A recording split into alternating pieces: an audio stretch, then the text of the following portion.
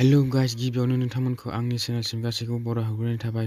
Guys, आं दिनै नोंथांमोननिसिम मोनसे गोदान बर' मिउजिक भिडिअ'नि आपडेट लानानै फैलायबाय। नोंथांमोना आंनि भिडिअ'खौ जोबजासिम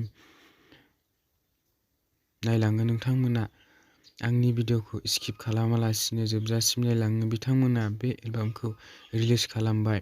बे भिडिअ'नि लिंकखौ डिसक्रिपशन बक्सआव होनानै दोनदों। नोंथांमोना नायनो हागोन।